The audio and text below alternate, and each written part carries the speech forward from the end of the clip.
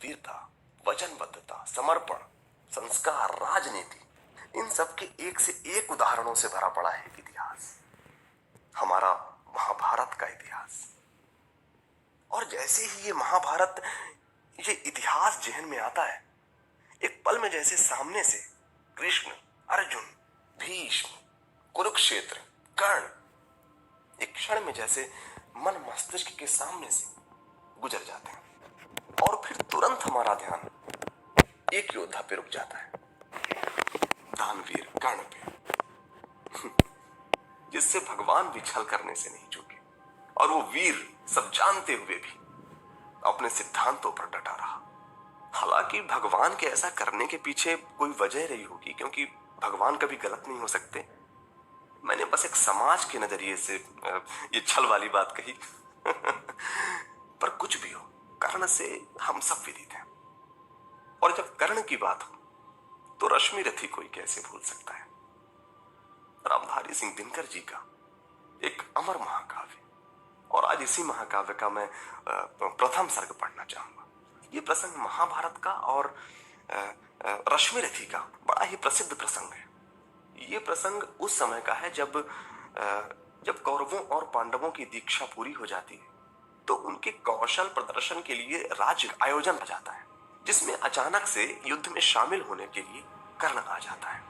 लेकिन कौरवों और पांडवों के गुरु उसे शूद्र जाति का होने से उसे राजवंशियों से युद्ध के योग्य नहीं मानते और इस तरह से कर्ण को कौशल प्रदर्शन के लिए मना करते हैं।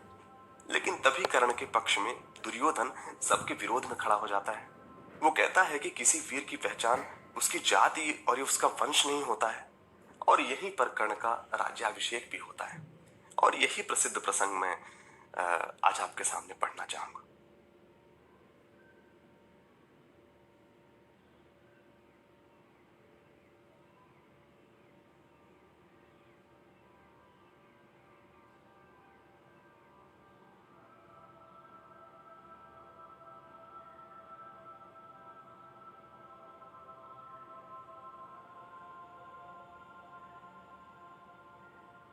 जय हो जग में जले जहां भी नमन पुनीत अनल को, जिस नर में भी बसे हमारा नमन तेज को बल को। किसी वृंत पर खिले विपिन में पर नमस्य है फूल, सुधि खोजते नहीं गुणों का आदि शक्ति का मोल। ऊंच नीच का भेद न माने वही श्रेष्ठ ज्ञानी है, दया धर्म जिसमें हो सबसे वही पूज्य प्राणी है। क्षत्रिय वही भरी हो जिसमें निर्भयता की आग, सबसे श्रेष्ठ वही ब्राह्मण है जिसमें हो तप त्याग। तेजस्वी सम्मान खोजते नहीं गोत्र बतला के, पाते हैं जग में प्रशस्ति अपना कर्तव्य दिखला के। हीन मूल की ओर देख जग गलत कहे या ठीक, वीर खींच कर ही रहते हैं इतिहासों में लीक। जिसके पिता सूर्य थे माता कुंती सती कुमारी, उसका पलना हुआ धार पर बहती हुई पिटारी। सूत वंश में पला चखा भी नहीं जननी का क्षीर, निकला कर्ण सभी युवकों में तब भी अद्भुत वीर।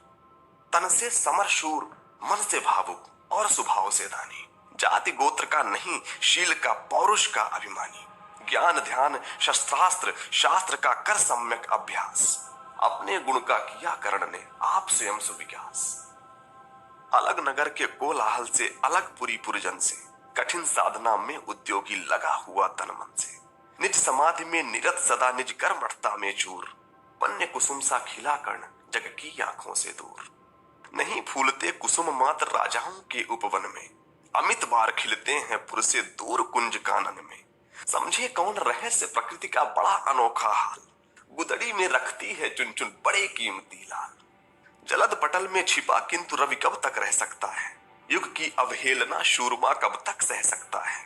पाकर समय एक दिन आखिर उठी जवानी जाग, फूट पड़ी सबके समक्ष पौरुष की पहली आग। रंग भूमि में अर्जुन था जब समा अनोखा बांधे, बढ़ा भीड़ भीतर से सहसा कर्ण शरासन साधे। कहता हुआ तालियों से क्या रहा गर्भ में फूल, अर्जुन तेरा सुयश अभी क्षण में होता है धूल। तूने जो जो किया उसे मैं भी दिखला सकता हूँ, चाहे तो कुछ नई कलाएं भी सिखला सकता हूँ। आंख खोल कर देख कर्ण के हाथों का व्यापार, फूले सस्ता सुयश प्राप्त कर उस नर को धिक्कार। इस प्रकार कह लगा दिखाने कर्ण कलाएं रण की, सभा स्तब्ध रह गई रह आंख टंगी जन जन की। मंत्र मुग्ध सा मौन चतुर्दिक जन का पारावार, गूंज रही थी मात्र कर्ण की धनवा की टंकार। फिरा कर्ण त्यों साधु साधु कह लगे सकल नर नारी, राजवंश के नेताओं पर पड़ी विपत्ति अति भारी। द्रोण भीष्म अर्जुन सब फीके सब हो रहे उदास, एक सुयोधन बढ़ा बोलते हुए वीर शाबाश। द्वंद्व युद्ध के लिए पार्थ को फिर उसने ललकारा, अर्जुन को चुप ही रहने का गुरु ने किया इशारा। कृपाचार्य ने कहा सुनो हे वीर युवक अनजान, भरत वंश अवतंस पांडु की अर्जुन है संतान। क्षत्रिय है यह राजपुत्र है, यूं ही नहीं लड़ेगा, जिस तिससे हाथापाई में कैसे कूद पड़ेगा। अर्जुन से लड़ना हो तो मत कहो सभा में मौन, नाम धाम कुछ कहो बताओ जाति में हो तुम कौन। जाति, हाय रे जाति, कर्ण का हृदय क्षोभ से डोला। कुपित सूर्य की ओर देख वह वीर क्रोध से बोला, जाति जाति रटते जिनकी पूंजी केवल पाखंड, मैं क्या जानूं जाति जाति है ये मेरे भुजदंड। ऊपर सिर पर कनक छत्र भीतर काले के काले, शर्माते हैं नहीं जगत में जाति पूछने वाले।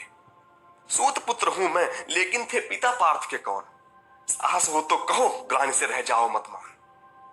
मस्तक ऊंचा किए जाति का नाम लिए चलते हो, पर अधर्ममय शोषण के बल से सुख में पलते हो। अधम जातियों से थरथर कांपते तुम्हारे प्राण, छल से मांग लिया करते हो अंगूठे का दान। पूछो मेरी जाति शक्ति हो तो मेरे भुजबल से, रवि समान दीपित ललाट से और कवच कुंडल से। पढ़ो उसे जो झलक रहा है मुझ में तेज प्रकाश, मेरे रोम रोम में अंकित है मेरा इतिहास। अर्जुन बड़ा वीर क्षत्रिय है तो आगे वह आवे, क्षत्रियत्व का तेज जरा मुझको भी वो दिखलावे। अभी छीन इस राजपुत्र के कर से तीर कमान, अपनी महाजाति का दूंगा मैं तुमको पहचान। कृपाचार्य ने कहा वृथा तुम क्रुद्ध हुए जाते हो, साधारण सी बात उसे भी समझ नहीं पाते हो। राजपुत्र से लड़े बिना होता हो अगर आकाज, अर्जित करना तुम्हें चाहिए पहले कोई राज। कर्ण हतप्रभ हुआ तनिक, मन ही मन कुछ भरमाया, सह न सका अन्याय सुयोधन बढ़कर आगे आया। बोला बड़ा पाप है करना इस प्रकार अपमान, उस नर का जो दीप रहा हो सचमुच सूर्य समान। मूल जानना बड़ा कठिन है नदियों का वीरों का, धनुष छोड़कर और गोत्र क्या होता रणधीरों का। पाते हैं सम्मान तपोबल से भूतल पर शूर, जाति जाति का शोर मचाते केवल कायर क्रूर। किसने देखा नहीं कर्ण जब निकल भीड़ से आया, अनायास आतंक एक संपूर्ण सभा पर छाया। कर्ण भले ही शूद्र पुत्र हो अथवा शपथ चमार, मलिन मगर इसके आगे सारे राजकुमार। करना क्या अपमान ठीक है इस अनमोल रतन का, मानवता की इस विभूति का धरती के इस धन का। और बिना राज्य दिन ही वीरता का इसको अधिकार, तो यह मेरी खुली घोषणा सुन ले सकल संसार। अंग देश का मुकुट कर्ण के मस्तक पर धरता, एक राज्य इस महावीर के हित अर्पित करता। रखा कर्ण के सिर पर उसने अपना मुकुट उतार, गूंजा रंग भूमि में दुर्योधन का जय जयकार।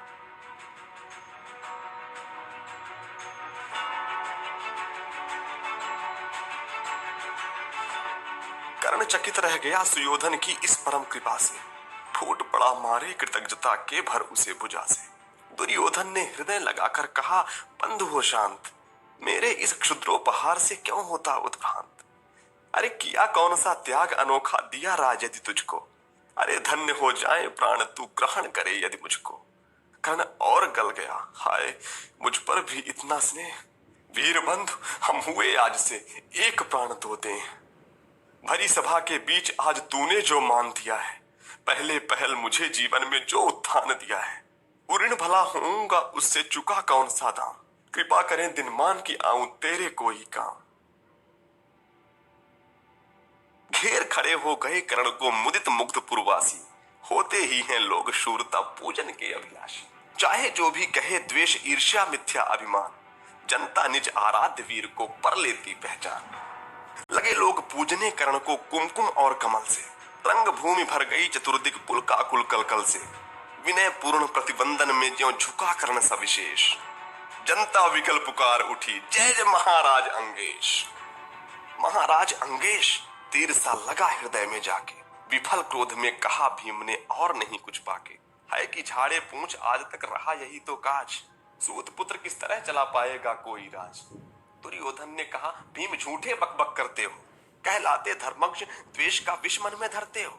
बड़े वंश से क्या होता है खोटे हो यदि काम, नर का गुण उज्जवल चरित्र है नहीं वंश धनधान।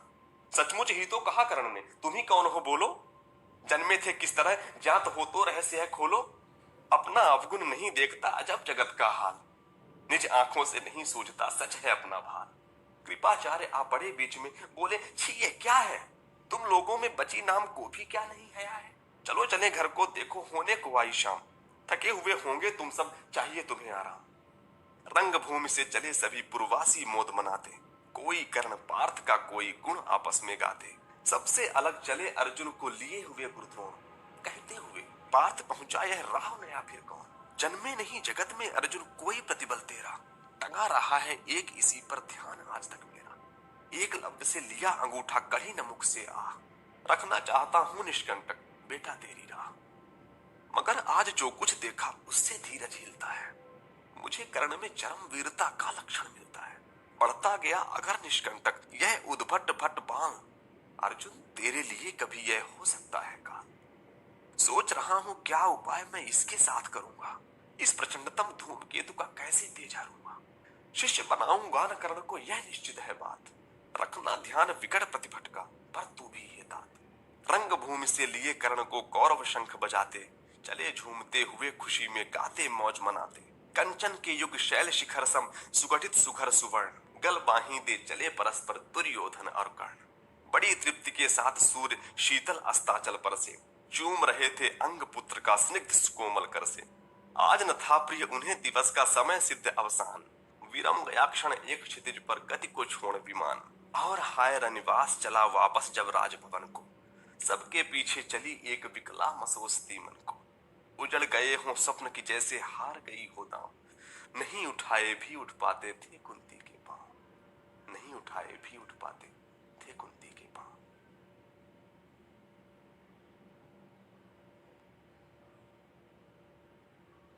जीवन में हम सब ने एक बात सीखी है, यदि किसी से कुछ चाहिए, खास करके हमें यदि ज्ञान चाहिए, तो हमें झुकना पड़ेगा, हमें गुरु बनाना पड़ेगा।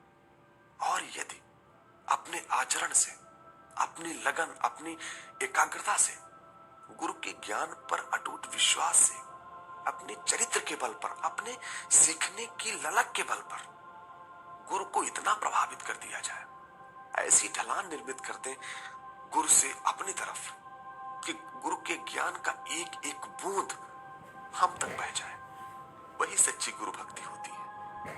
और इसी तरह की गुरु भक्ति के लिए जाना जाता है महाभारत के इतिहास का एक योद्धा। हालांकि उसके कई गुण दुनिया जानती है, लेकिन उसका ये एक गुण भी जो हम सब जानते हैं, गुरु भक्ति का गुण, दानवीर कर्ण। और आज जो रश्मि रथी का द्वितीय सर्ग है, उसके इसी गुण की गाथा है। आइए चलते हैं द्वितीय सर्ग की पृष्ठभूमि की ओर। हालांकि हम सब कर्ण और परशुराम के बीच की जो गाथा है, उससे हम सब बखूबी विदित हैं। अब चूंकि मैं द्वितीय सर्ग पढ़ रहा हूं, इसलिए मैं अपनी तरफ से मैं संक्षिप्त में मैं ये कथा बता देता हूं। द्वितीय सर्ग की पृष्ठभूमि कुछ ऐसी है कि कर्ण में ज्ञान ग्रहण करने की बड़ी इच्छा होती है। इसके लिए वो श्रेष्ठ नामी गुरुओं के पास जाता है, द्रोणाचार्य के पास भी जाता है, लेकिन शूद्र होने की वजह से उसे द्रोणाचार्य अपना शिष्य नहीं बनाते। बाद में वो परशुराम के पास जाता है और वहां अपनी जाति छिपाकर परशुराम का शिष्य बन जाता है, ये जानते हुए भी कि भगवान परशुराम जी सिर्फ ब्राह्मण कुमारों को शिष्य बनाते थे। और आगे चलकर जब परशुराम को ये बात पता चलती है, तो उसे एक बड़ा श्राप जिंदगी भर ढोना पड़ता है। बस इसी विषय पर है कि कैसे परशुराम जी को पता चला कि ये ब्राह्मण कुमार नहीं हो सकता, और फिर क्या हुआ, यही सब द्वितीय सर्ग में काव्य रूप में रामधारी सिंह दिनकर जी ने बड़े ही बेहतरीन तरीके से पेश किया है। आपको थोड़ा सा बता दूं कि द्वितीय सर्ग की शुरुआत में कर्ण जो है अपने गुरु का स्नेह बताता है कि उसके गुरु परशुराम जी उसका कितना मान करते हैं। एक पेड़ के नीचे परशुराम कर्ण की गोदी पर सिर रखकर आराम कर रहे हैं और कर्ण उनकी नींद ना टूटे इसके लिए हिलता नहीं है और इसके लिए सजग रहता है कि परशुराम जी की नींद ना टूटे। और उसी समय अचानक से किसी वजह से जब भगवान परशुराम जी को ये पता चल जाता है कि वो ब्राह्मण कुमार नहीं है, वो शूद्र पुत्र है, उसने धोखा दे करके, छल करके शिक्षा ग्रहण की है, तो भगवान परशुराम जी क्रोधित हो जाते हैं और उसे श्राप दे देते हैं। यही सब इन सब से तो हम विदित ही हैं कि फिर क्या होता है। तो यही सब इस रश्मि रथी के द्वितीय सर्ग में है। तो प्रस्तुत है रामधारी सिंह दिनकर जी की रश्मि रथी का एक और बेहतरीन सर्ग।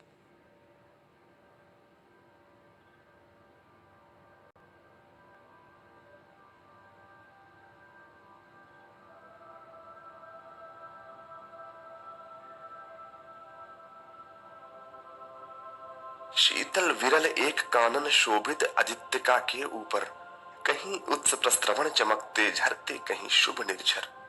जहां भूमि समतल सुंदर है, नहीं दिखते हैं पाहन, हरियाली के बीच खड़ा है विस्तृत एक उटज पावन। आसपास कुछ कटे हुए पत्ते धन खेत सुहाते हैं, शशक मूस गिलहरी कबूतर घूम घूम कण खाते हैं। कुछ तंद्रिल अलसित बैठे हैं, कुछ करते शिशुका लेहन, कुछ खाते शाकल्य दिखते बड़े तुष्ट सारे गोधन। हवन अग्नि बुझ चुकी गंध से वायु अभी पर माती है, भीनी भीनी महक प्राण में मादकता पहुंचाती है। धूम धूम चर्चित लगते हैं तरु के श्याम छदन कैसे, झपक रहे हों शिशु के अलसित कजरारे लोचन जैसे। बैठे हुए सुखद आतप में मृग रोमंथन करते हैं, वन के जीव विवर से बाहर हो विष्टब्ध विचरते हैं। सूख रहे चीवर रसाल की नन्ही झुकी टहनियों पर, नीचे बिखरे हुए पड़े हैं इंगुद से चिकने पत्थर। अजिन दर्भ पालाश कमंडल एक ओर तप के साधन, एक ओर है टंगे धनुष तूणीर तीर बरछे भीषण। चमक रहा तृणकुटी द्वार पर एक परशु आभाशाली, लौह दंड पर जड़ित पड़ा हो मानो अर्ध अंशुमाली। श्रद्धा बढ़ती अजिन दर्भ पर, परशु देख मन डरता है, युद्ध शिविर या तपोभूमि यह समझ नहीं कुछ पड़ता है।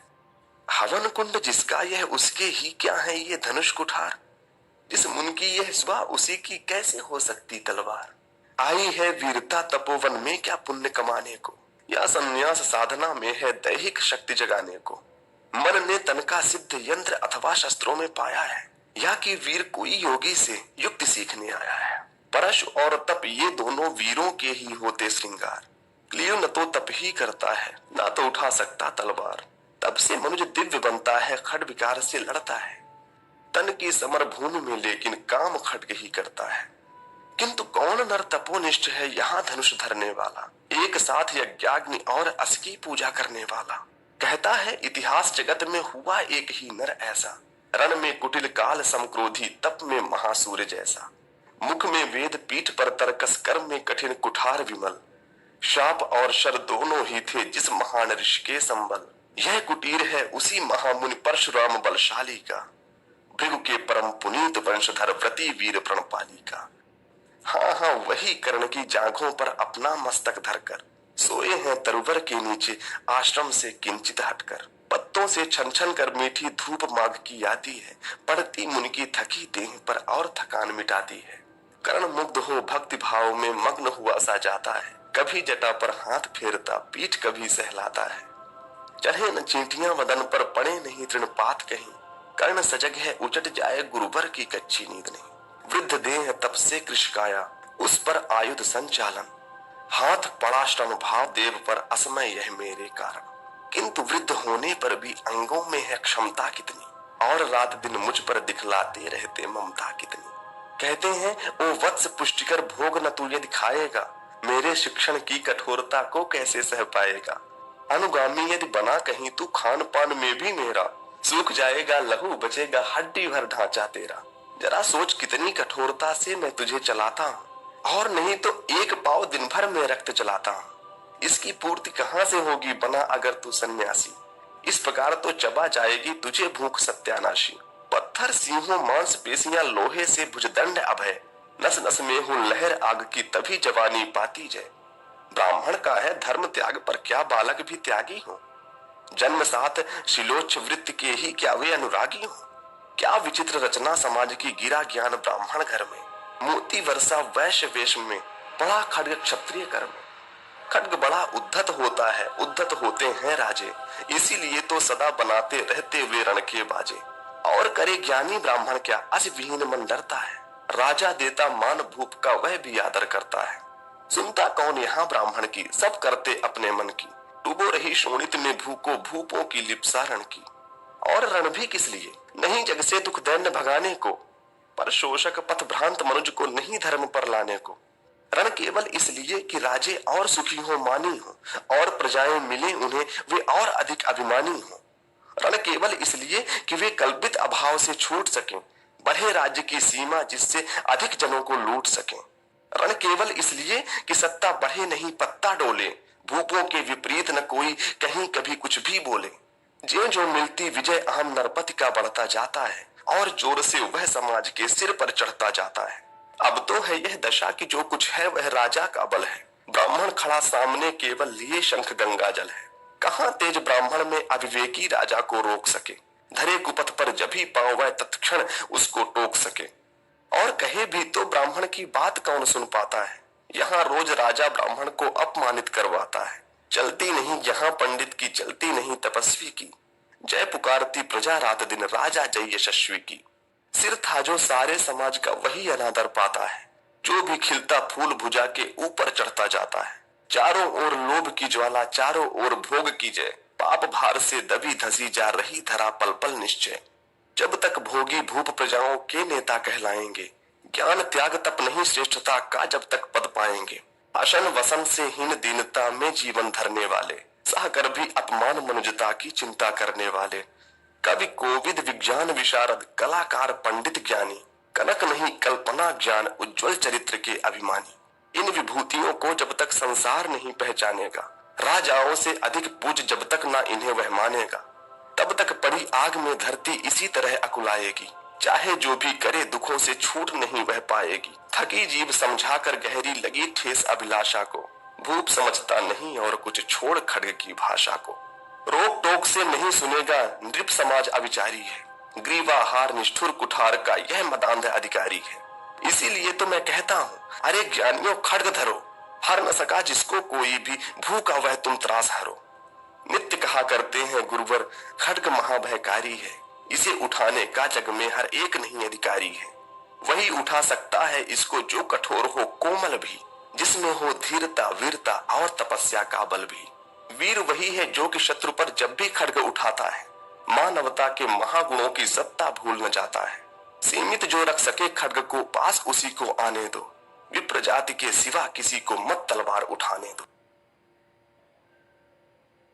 जब जब मैं शरचाप उठाकर करतब कुछ दिखलाता हूँ, सुनकर आशीर्वाद देव का धन्य धन्य हो जाता हूँ। जियो जियो ऐ वत्स, तीर तुमने कैसा यह मारा है, दहक उठा वन उधर, इधर फूटी निर्झर की धारा है।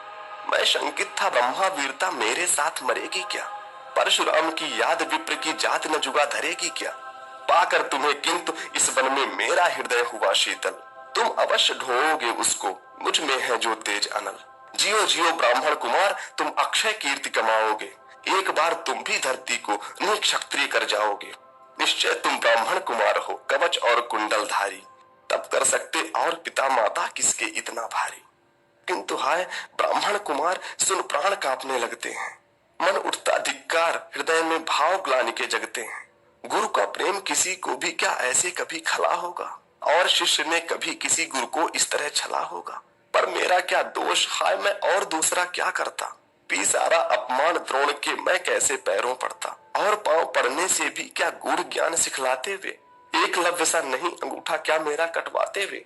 हाय कर्ण तू क्यों जन्मा था, जन्मा तो क्यों वीर हुआ, कवच और कुंडल भूषित भी तेरा अधम शरीर हुआ। धस जाए वह देश अतल में गुण की जहां नहीं पहचान, जाति गोत्र के बल से ही आदर पाते हैं जहां सुजान। नहीं पूछता कोई तुम व्रती वीर या दानी हो, सभी पूछते मात्र यही तुम किस कुल के अभिमानी हो। मगर मनुष्य क्या करे, जन्म लेना तो उसके हाथ नहीं, चुनना जाति और कुल अपने बस की तो है बात नहीं। मैं कहता हूँ अगर विधाता नर को मुट्ठी में भरकर कहीं छींट दे ब्रह्मलोक से ही नीचे भूमंडल पर, तो भी विविध जातियों में ही मनुष्य यहाँ आ सकता है। नीचे है क्यारियां बनी तो बीज कहाँ जा सकता है, कौन जन्म लेता किस कुल में आकस्मिक ही है यह बात। छोटे कुल पर किंतु यहाँ होते तब भी कितने आघात। हाय जाति छोटी है तो फिर सभी हमारे गुण छोटे, जाति बड़ी तो बड़े बने हुए रहे लाख चाहे खोटे। गुरु को लिए कर्म चिंतन में था जब मग्न अचल बैठा, तभी एक विषकीट कहीं से आसन के नीचे बैठा। वज्रदंत वह लगा कर्ण के उर को कुतर कुतर खाने, और बनाकर छिद्र मांस में मंद मंद भीतर जाने। कर्ण विकल हो उठा, दुष्ट भौरे पर हाथ धरे कैसे, बिना हिलाए अंग कीट को किसी तरह पकड़े कैसे। पर भीतर उस धंसे कीट तक हाथ नहीं जा सकता था, बिना उठाए पांव शत्रु को कर्ण नहीं पा सकता था। किंतु पांव के हिलते ही गुरुवर की नींद उचट जाती। सहम गई यह सोच कर्ण की भक्तिपूर्ण विहल छाती। सोचा उसने, अतः कीट यह पिए रक्त पीने दूंगा, गुरु की कच्ची नींद तोड़ने का पर पाप नहीं लूंगा। बैठा रहा अचल आसन से कर्ण बहुत मन को मारे, आह निकाले बिना शिलासी सहनशीलता को धारे। किंतु लहू की गर्म धार जो सहसा आन लगी तन में, परशुराम जग पड़े रक्त को देख हुए विस्मित मन में। कर्ण झपट कर उठा इंगितों में गुरु से आज्ञा लेकर, बाहर किया कीट को उसने क्षत में से उंगली देकर। परशुराम बोले, शिव शिव तूने यह की मूर्खता बड़ी, सहता रहा अचल जाने कब से ऐसी वेदना कड़ी। तनिक लजाकर कहा कर्ण ने, नहीं अधिक पीड़ा मुझको, महाराज क्या कर सकता था यह छोटा कीड़ा मुझको। मैंने सोचा हिला डुला तो वृथा आप जग जाएंगे, क्षण भर को विश्राम मिला तो नाहक उसे गवाएंगे। निश्चल बैठा रहा, सोच यह कीट स्वयं उड़ जाएगा, छोटा सा यह जीव मुझे कितनी पीड़ा पहुंचाएगा। पर यह तो भीतर धंसता ही गया, मुझे हैरान किया। लज्जित हूं इसलिए कि सब कुछ स्वयं आपने देख लिया। परशुराम गंभीर हो गए, सोच न जाने क्या मन में। फिर सहसा क्रोधाग्नि भयानक भभक उठी उनके तन में। दांत पीस आंखें तरेर कर बोले, कौन छली है तू, ब्राह्मण है या और किसी अभिजन का पुत्र बलि है तू। सहनशीलता को अपनाकर ब्राह्मण कभी न जीता है, किसी लक्ष्य के लिए नहीं अपमान हलाहल पीता है। सह सकता जो कठिन वेदना, पी सकता अपमान वही, बुद्ध चलाते जिसे तेज का कर सकता बलिदान वही। तेज पुंज ब्राह्मण तिल तिल कर जले नहीं यह हो सकता, किसी दशा में भी स्वभाव अपना वह कैसे खो सकता। कसक भोगता हुआ विप्र निश्चल कैसे रह सकता है, इस प्रकार की चुभन वेदना क्षत्रिय ही सह सकता है। तू अवश्य क्षत्रिय है, पापी बता न तो फल पाएगा, परशुराम के कठिन शाप से अभी भस्म हो जाएगा। क्षमा क्षमा हे देव दयामय, गिरा कर्ण गुरु के पद पर, मुख विवर्ण हो गया, अंग कांपने लगे भय से थर थर। सूत पुत्र हूँ मैं, शूद्र कर्ण हूँ, करुणा का अभिलाषी हूँ, जो भी हूँ पर देव आपका अनुचर अंतेवासी हूँ। छली नहीं मैं हाय, किंतु छल का ही तो यह काम हुआ। आया था विद्या संचय को, किंतु व्यर्थ बदनाम हुआ। बड़ा लोभ था बनो शिष्य मैं कार्तवीर के जेता का, तपोदीप्त शूरमा विश्व के नूतन धर्म प्रणेता का।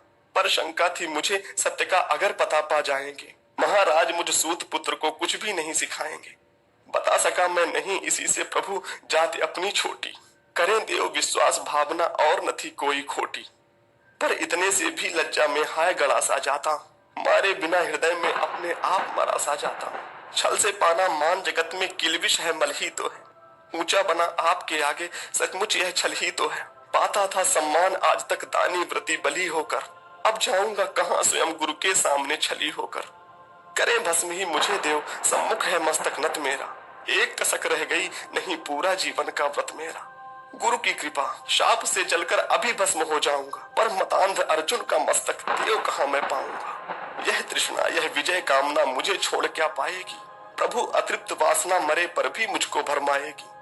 दुर्योधन की हार देवता कैसे सहन करूंगा मैं, अभय देख अर्जुन को मरकर भी तो रोज मरूंगा मैं। परशुराम का शिष्य कर्ण पर जीवन दान न मांगेगा, बड़ी शांति के साथ चरण को पकड़ प्राण निज त्यागेगा।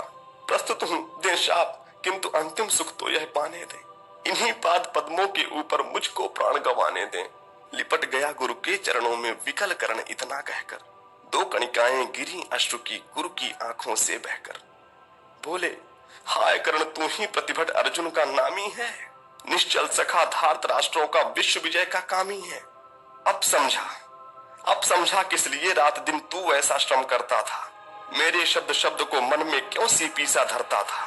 देखे अगणित शिष्य द्रोण को भी कर्तव्य कुछ सिखलाया, पर तुझसा जिज्ञासु आज तक कभी नहीं मैंने पाया। तूने जीत लिया था मुझको निज पवित्रता के बल से, क्या था पता लूटने आया है कोई मुझको छल से। किसी और पर नहीं किया वैसा स्नेह में करता था, सोने पर भी धनुर्वेद का ज्ञान कान में भरता था। नहीं किया कार्पण्य दिया जो कुछ था मेरे पास रतन, तुझ में निज को सौंप शांत हो अभी अभी प्रमुदित था मन। पापी बोल अभी भी मुख से, तू न सूत रथ चालक है, परशुराम का शिष्य विक्रमी विप्र वंश का बालक है। सूत वंश में मिला सूर्य सा कैसे तेज प्रबल तुझको, किसने लाकर दिए कहां से कवच और कुंडल तुझको।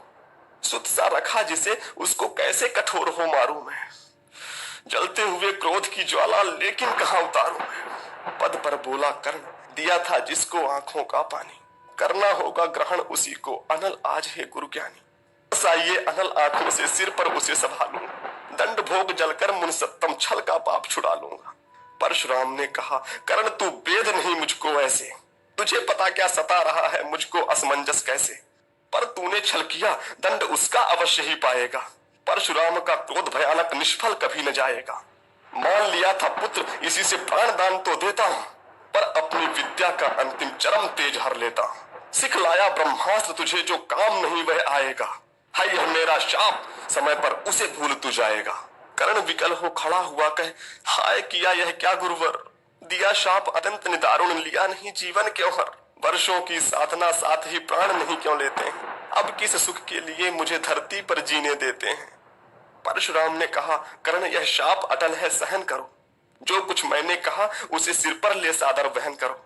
इस महेंद्र गिरी पर तुमने कुछ थोड़ा नहीं कमाया है, मेरा संचित निखिल ज्ञान तूने मुझसे ही पाया है। रहा नहीं ब्रह्मास्त्र एक इससे क्या आता जाता है, एक शस्त्र बल से न वीर कोई सब दिन कहलाता है। नई कला नूतन रचनाएं नई सूझ नूतन साधन, नए भाव नूतन उमंग से वीर बने रहते नूतन। तुम तो स्वयं दीप्त पौरुष हो कवच और कुंडलधारी, इनके रहते तुम्हें जीत पाएगा कौन सुभट भारी। अच्छा लो वर भी कि विश्व में तुम महान कहलाओगे, भारत का इतिहास कीर्ति से और धवल कर जाओगे। अब जाओ अब जाओ अब लो विदा वत्स, कुछ कड़ा करो अपने मन को, रहने देते नहीं यहाँ पर हम अभिशप्त किसी जन को। हाय छीनना पड़ा मुझी को दिया हुआ अपना ही धन, सोच सोच यह बहुत विकल हो रहा नहीं जाने क्यों। व्रत का पर निर्वाह कभी ऐसे भी करना होता है, इस कर से जो दिया उसे उस कर से हरना होता है। अब जाओ तुम कर्ण, कृपा करके मुझको निसंग करो, देखो मत यूं सजल दृष्टि से व्रत मेरा मत भंग करो। आह बुद्धि कहती कि ठीक था जो कुछ किया, परंतु हृदय मुझसे कर विद्रोह तुम्हारी मना रहा जाने क्यों जय। अनायास गुणशील तुम्हारे मन में उगते जाते हैं, भीतर किसी अश्रु गंगा में मुझे बोर नहलाते हैं। जाओ कर्ण मुझे बिल्कुल असंग हो जाने दो, बैठ किसी एकांत कुंज में मन को स्वस्थ बनाने दो। भय है तुम्हें निराश देखकर छाती कहीं न फट जाए, फिरा न लो अभिशाप पिघल कर वाणी नहीं उलट जाए।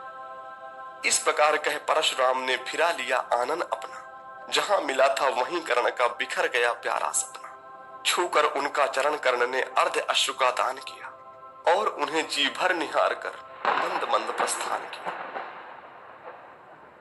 परशुधर के चरण की धूलि लेकर, उन्हें अपने हृदय की भक्ति देकर, निराशा से विकल टूटा हुआ सा, किसी गिर श्रृंगा से छूटा हुआ सा, चला खोया हुआ सा कर्ण मन में, कि जैसे चांद चलता हो गगन में। चलिए महाभारत के विषय में एक छोटी सी कल्पना की जाए। कल्पना यह की जाए कि स्वयं भगवान श्री कृष्ण से पूछा जाए कि महाभारत में आप क्यों थे, तो मेरे विचार से भगवान श्री कृष्ण हंस के यही कहते कि तो फिर और कौन, मेरे अलावा और कौन हो सकता था, कौन संभाल सकता था। जहां स्वयं सब कौरव पांडव ये सभी एक एक से अद्वितीय कलाओं से निपुण थे, पारंगत थे, तो उनके बीच किसी भी स्थिति में मध्यस्थता करने के लिए और कौन हो सकता था। है ना सही बात। खैर आइए अब आगे चलते हैं विषय की ओर। आज मैं रश्मि रथी के तृतीय सर्ग का पहला भाग पढ़ना चाहूंगा। बड़ा ही चर्चित भाग, बड़ा ही चर्चित प्रसंग। ये प्रसंग उस समय का है श्री कृष्ण और दुर्योधन के बीच, जब पांडवों का अज्ञातवास पूर्ण होने पर कौरवों से बंटवारे के लिए भगवान श्री कृष्ण पांडवों का संदेश लेकर के हस्तिनापुर जाते हैं और दुर्योधन से मिलकर कहते हैं कि न्याय संगत तो यही है दुर्योधन की राज्य आधा आधा हो, पर यदि तुम नहीं दे सकते हो तो एक एक भाई को एक एक गांव ही दे दो, 5 गांव दे दो। लेकिन दुर्योधन एक गांव तो क्या, एक तिनका भी देने के लिए राजी नहीं होता और उल्टे भगवान को ही बांधने लगता है, और तब भगवान क्रोधित हो जाते हैं। इसी विषय पर रश्मि रथी का ये तृतीय सर्ग का पहला भाग है, तो पढ़ना चाहूंगा महाभारत का एक चर्चित प्रसंग रामधारी सिंह दिनकर जी के चमत्कारिक शब्दों में।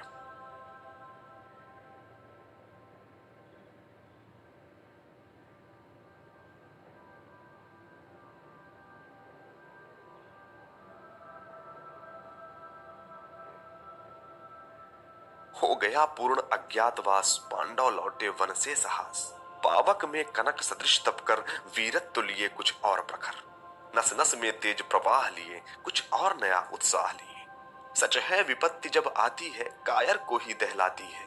शूरमा नहीं विचलित होते, क्षण एक नहीं धीरज खोते। विघ्नों को गले लगाते हैं, कांटों में राह बनाते हैं। मुख से न कभी उफ कहते हैं, संकट का चरण न कहते हैं। जो आ पड़ता सब सहते हैं, उद्योग निरत नित रहते हैं। शूलों का मूल नसाने को, बढ़ खुद विपत्ति पर छाने को। है कौन विघ्न ऐसा जग में, टिक सके वीर नर के मग में। खम ठोक ठेलता है जब नर, पर्वत के जाते पांव उखड़। मानव जब जोर लगाता है, पत्थर पानी बन जाता है। गुण बड़े एक से एक प्रखर है छिपे मानवों के भीतर। मेहंदी में जैसे लाली हो, वर्तिका बीच उजियाली हो। बत्ती जो नहीं जलाता है, रोशनी नहीं वह पाता है। पीसा जाता जब इक्षुदंड, झरती रस की धारा अखंड। मेहंदी जब सहती है प्रहार, बनती ललनाओं का सिंगार। जब फूल पिरोए जाते हैं, हम उनको गले लगाते हैं। वसुधा का नेता कौन हुआ, अतुलित यश क्रेता कौन हुआ। नवधर्म प्रणेता कौन हुआ, जिसने न कभी आराम किया, विघ्नों में रहकर नाम किया। जब विघ्न सामने आते हैं, सोते से हमें जगाते हैं। मन को मरोड़ते हैं पल पल, तन को झंझोरते हैं पल पल। सतपथ की ओर लगा कर ही जाते हैं हमें जगा कर ही। वाटिका और वन एक नहीं, आराम और रण एक नहीं। वर्षा अंधड़ आतप अखंड, पौरुष के हैं साधन प्रचंड। वन में प्रसून तो खिलते हैं, बागों में शाल न मिलते हैं। कंकरियां जिनकी सेज सुघर, छाया देता केवल अंबर। विपदाएं दूध पिलाती हैं, लोरियां आंधियां सुनाती हैं। जो लाक्षा गृह में जलते हैं, वे ही शोरमा निकलते हैं।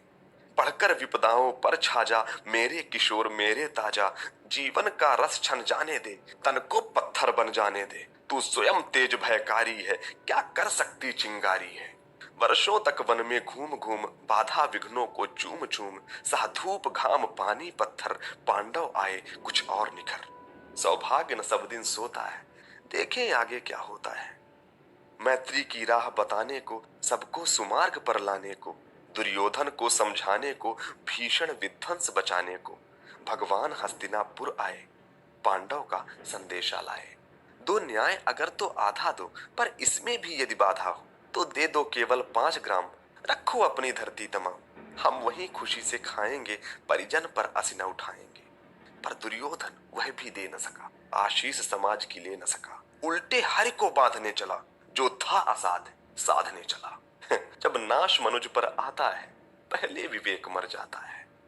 हरि ने भीषण हुंकार किया, अपना स्वरूप विस्तार किया। डगमग डगमग दिग्गज डोले, भगवान कुपित होकर बोले। जंजीर बढ़ाकर साध मुझे, हाँ हाँ दुर्योधन बांध मुझे। यह देख गगन मुझ में लय है, यह देख पवन मुझ में लय है। मुझ में विलीन झंकार सकल, मुझ में लय है संसार सकल। अमृत फूलता है मुझ में, संहार झूलता है मुझ में। उद्याचल मेरा दीप्त भाल, भूमंडल वक्षस्थल विशाल। भुज परिधि बंध को घेरे हैं, मेनाक मेरु पग मेरे हैं। दीपते जो ग्रह नक्षत्र निकर, सब है मेरे मुख के अंदर। दृग हो तो दृश्य अकांड देख, मुझ में सारा ब्रह्मांड देख। दृग हो तो दृश्य अकांड देख, मुझ में सारा ब्रह्मांड देख। चर अचर जीव जग क्षर अक्षर, नश्वर मनुष्य सुर जाति अमर। शतकोटि सूर्य शतकोटि चंद्र, शतकोटि सरित सर सिंधु मंद्र। शतकोटि विष्णु ब्रह्मा महेश, शतकोटि विष्णु जलपति धनेश। शतकोटि रुद्र शतकोटि काल, शतकोटि दंडधर लोकपाल। जंजीर बढ़ाकर साधनी ने, हाँ हाँ दुर्योधन बांध मुझे। भूलोक अतल पाताल देख, गत और अनागत काल देख। यह देख जगत का आदि सृजन, यह देख महाभारत कारण। मृतकों से पटी हुई भू है, पहचान पहचान इसमें तू है। अंबर में कुंतल जाल देख, पद के नीचे पाताल देख। मुट्ठी में तीनों काल देख, मेरा स्वरूप विकराल देख। सब जन्म मुझी में पाते हैं, फिर लौट मुझी में आते हैं। जिह्वा से करती ज्वाल सघन, सांसों में पाता जन्म पवन। पड़ जाती मेरी दृष्टि जिधर, हंसने लगती है सृष्टि उधर। मैं जब ही मूंदता हूँ लोचन, छा जाता चारों ओर मरण। बांधने मुझे तो आया है, जंजीर बड़ी क्या लाया है। यदि मुझे बांधना चाहे मन तो पहले बांध अनंत गगन। सूने को साध न सकता है वह मुझे बांध कब सकता है। हित वचन नहीं तूने माना, मैत्री का मूल्य न पहचाना, तो ले मैं भी अब जाता हूँ, अंतिम संकल्प सुनाता हूँ। याचना नहीं अब रण होगा, जीवन जय या कि मरण होगा। टकराएंगे नक्षत्र निकर, बरसेगी भू पर वहीं प्रखर, फणशेष नागा डोलेगा, विकराल काल मुंह खोलेगा। दुर्योधन रण ऐसा होगा फिर कभी नहीं ऐसा होगा। भाई पर भाई टूटेंगे, विषबाण बूंद से छूटेंगे, वायस श्रृगाल सुख लूटेंगे, सौभाग्य मनुज के फूटेंगे। आखिर तू भूषाई होगा, हिंसा का परदाई होगा। थी सभा सन्न सब लोग डरे, चुप थे या थे बेहोश पड़े। केवल दो नर न अघाते थे, धृतराष्ट्र विदुर सुख पाते थे। कर जोड़ खड़े प्रमुदित निर्भय, दोनों पुकारते थे जय जय, दोनों पुकारते थे जय जय।